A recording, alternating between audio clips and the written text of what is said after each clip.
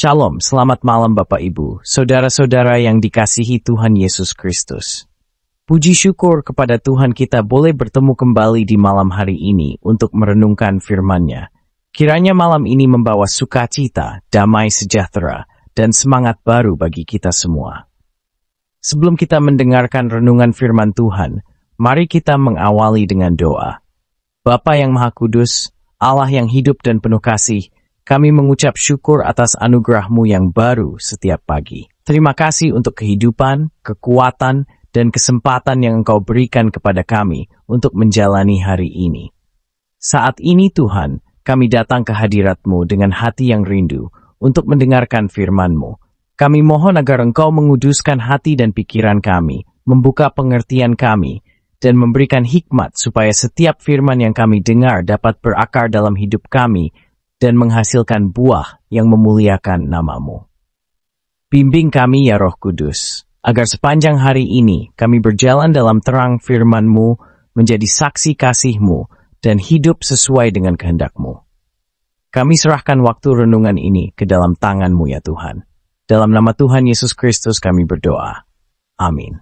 Saudara-saudari yang terkasih dalam Tuhan, pada kesempatan renungan malam ini, kita akan merenungkan sebuah topik yang menarik, yaitu konflik antara Iran dan Israel dari sudut pandang Alkitab. Konflik ini sering kita dengar dalam berita, tetapi tahukah kita bahwa Alkitab sebenarnya telah memberikan gambaran mengenai hal ini? Melalui renungan ini, kita akan memahami bagaimana firman Tuhan berbicara tentang hubungan bangsa-bangsa dan bagaimana kita sebagai orang percaya harus menyikapinya. Berikut adalah 5 alasan mengapa Iran membenci Israel jika ditinjau dari sudut pandang Alkitab. Pertama, perseteruan Yakub dan Esau, tentang perseteruan antara Esau dan Yakub yang melambangkan konflik antar bangsa. Esau menjadi simbol bangsa-bangsa yang menentang Israel. Keturunan Esau dengan bangsa-bangsa Timur Tengah, termasuk Iran. Dalam Kejadian 27, kita membaca tentang kisah Esau dan Yakub, 2 saudara kembar yang terlibat dalam konflik karena hak kesulungan dan berkat ayah mereka, Ishak. Yakub dengan bantuan ibunya, Ribka, berhasil merebut berkat yang seharusnya diberikan kepada Esau. Akibatnya, Esau merasa marah dan sakit hati, hingga bersumpah untuk membunuh Yakub. Firman Tuhan di dalam Kejadian 27 ayat 41 berkata, Esau menaruh dendam kepada Yakub karena berkat yang telah diberikan oleh ayahnya kepadanya. Lalu ia berkata kepada dirinya sendiri, hari-hari berkabung karena kematian ayahku itu tidak akan lama lagi. Pada waktu itulah Yakub, adikku, akan kubunuh. Konflik ini bukan hanya mencerminkan perseteruan antar individu, tetapi juga menjadi simbol konflik antar bangsa yang muncul dari garis keturunan mereka. Dalam sejarah Alkitab, Esau menjadi nenek moyang bangsa Edom, yang seringkali berkonflik dengan Israel, keturunan Yakub. Bahkan, dalam nubuat-nubuat Nabi, bangsa Edom sering permusuhan terhadap umat Allah. Keturunan Esau dengan bangsa-bangsa Timur Tengah, termasuk Persia kuno, yang sekarang dikenal sebagai Iran. Kedua, pertentangan dengan bangsa pilihan Tuhan. Ulangan 7 ayat 6 berkata, sebab engkaulah umat yang kudus bagi Tuhan, Allahmu. Engkaulah yang dipilih oleh Tuhan, Allahmu, dari segala bangsa di atas muka bumi untuk menjadi umat kesayangannya. Israel disebut sebagai bangsa pilihan Tuhan, namun tidak semua bangsa menerima hal ini. Iran dengan keyakinannya sebagai negara Islam memandang klaim Israel sebagai bangsa pilihan Tuhan sebagai ancaman terhadap identitas dan otoritas mereka. Dalam hal ini, kita diingatkan untuk tetap percaya bahwa pemilihan Tuhan atas Israel adalah bagian dari rencana besarnya untuk menyelamatkan umat manusia. Namun, pengakuan ini tidak selalu diterima oleh bangsa-bangsa lain. Bagi beberapa negara dan kelompok, klaim Israel sebagai bangsa pilihan Tuhan dianggap sebagai klaim yang eksklusif dan bahkan provokatif. Iran sebagai negara dengan identitas yang sangat kuat dalam kepercayaan Islam Syiah, menolak ide ini, memandangnya sebagai ancaman terhadap identitas, otoritas, dan posisi mereka di Timur Tengah. Penolakan ini tidak hanya bersifat politis, tetapi juga ideologis. Islam sendiri mengajarkan bahwa umat Islam adalah umat terbaik yang diutus untuk manusia.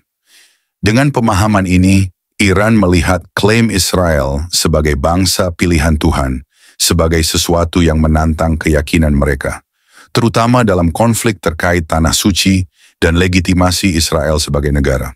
Ketiga, nubuatan tentang perang Gog dan Magog Yehezkiel 38 ayat 5 dan 6. Orang Persia, Ethiopia, dan Put menyertai mereka dan semuanya dengan perisai dan ketopong.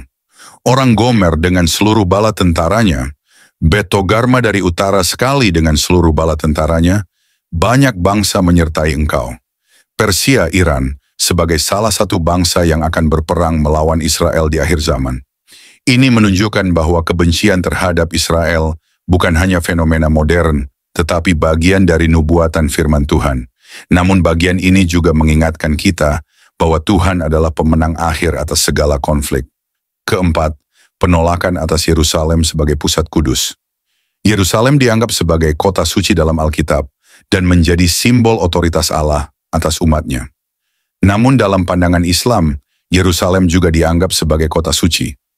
Konflik agama antara klaim Yahudi berdasarkan Alkitab dan klaim Islam terhadap Yerusalem seringkali menjadi alasan konflik, dengan Iran mendukung klaim Muslim sebagai bunyang utama. Kelima, permusuhan bangsa-bangsa terhadap Israel dalam sejarah Alkitab. Dalam Alkitab, Israel sering menghadapi permusuhan dari bangsa-bangsa lain.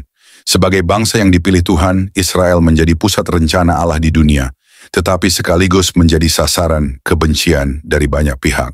Contoh permusuhan ini terlihat dalam Mazmur 83 ayat 4 dan 5.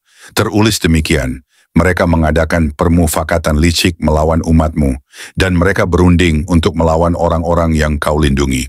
Kata mereka, marilah kita lenyapkan mereka sebagai bangsa, sehingga nama Israel tidak diingat lagi. Sebelum kita mengakhiri renungan firman Tuhan, mari kita berdoa. Bapa kami yang di sorga, dengan hati yang penuh rasa syukur, kami datang di hadapan-Mu Tuhan, untuk mengucap terima kasih atas segala kebaikan dan kasih setia-Mu. Kami bersyukur karena Engkau telah memberikan kami kesempatan untuk merenungkan firman-Mu yang hidup, yang membawa kehidupan dan terang dalam dunia yang seringkali gelap ini. Kami percaya bahwa firman-Mu adalah pedoman hidup yang sempurna, yang memberi kami kekuatan dan arah dalam menghadapi setiap tantangan kehidupan.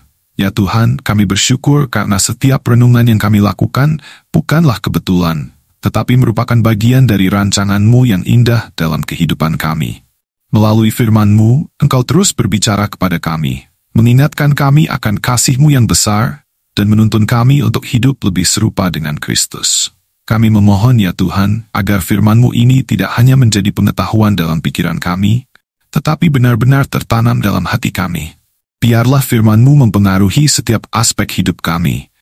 Cara kami berpikir, berbicara, bertindak, dan bahkan bagaimana kami memperlakukan orang lain. Tuhan, kami menyadari bahwa tanpa anugerah dan kekuatan dari-Mu, kami tidak dapat melakukan apapun. Kami tidak cukup kuat untuk menghadapi kehidupan ini dengan kekuatan sendiri. Tuhan, kami juga berdoa bagi mereka yang sedang bergumul, baik dalam sakit penyakit, pergumulan finansial, maupun masalah dalam hubungan keluarga. Engkau yang mengenal setiap hati, setiap doa yang terucap dalam keheningan, dan setiap kesulitan yang kami hadapi. Kami percaya bahwa tidak ada yang mustahil bagi-Mu. Berikan kekuatan kepada mereka yang lemah, penghiburan kepada mereka yang berduka, dan damai sejahtera bagi mereka yang gelisah. Kami percaya bahwa dalam segala sesuatu, Engkau turut bekerja untuk mendatangkan kebaikan bagi umat-Mu yang mengasihi Engkau. Tuhan, kami menyerahkan segala aspek hidup kami ke dalam tangan-Mu yang penuh kasih. Kami menyerahkan keluarga kami, pekerjaan kami, studi kami, pelayanan kami, dan segala perencanaan kami kepadamu. Kami percaya bahwa Engkau yang memegang kendali atas segala sesuatu, dan tidak ada yang terjadi di luar sepengetahuan dan izin-Mu.